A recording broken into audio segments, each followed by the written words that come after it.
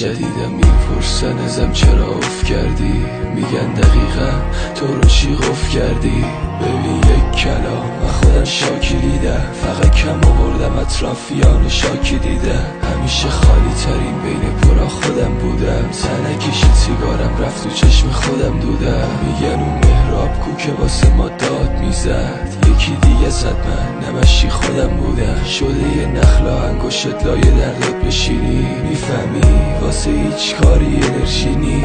وقتی خودت پیش قلب خودت شرمنده میشی، اصلا مهم نی واسه ایشکی. درست وقتی که همه درها رو بستم، به روی خودم گفتم از همه چی خستم. یه نور امید از شکاف آسمون بود، اون خدا بود گفت نترسا من هستم. خوش به حالت منو یادت رو با یارت، بی خیال قلب من شد، گفتش اصلا نمیخوامت. حالا امشب بیقرارم ولی عشقم خوشه با وقتی دستاشو گرفتی، من اون میکشه آروم. حرفی از برگشت نزن، دل من دیگه شکست، که یادش هنوزم با همه قلبمو شکست.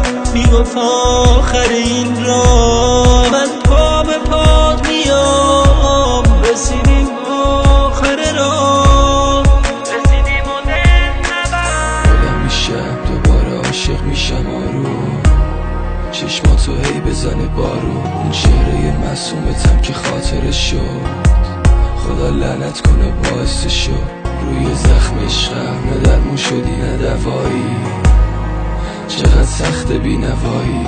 میگفتی اگه نباشی راحتم، میشه بدون الان کجایی. افسرده تر از افسرده منم، اونی که دل مرده منم. خاطرات تو دوباره یادم ننداز، زخما خیلی زخم خورده تنم.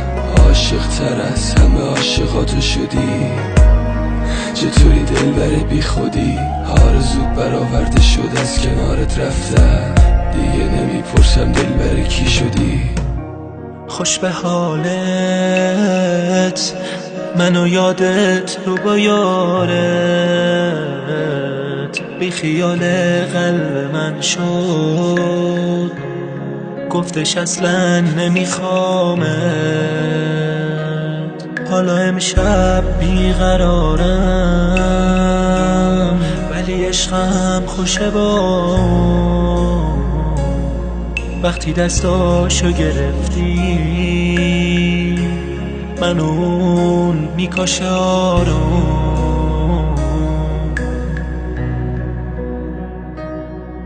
حرفی از برگشت نزن، دل من دیگه شکست، که یادش هنوزم با همه قلبمو شکست. میگفت آخر این راه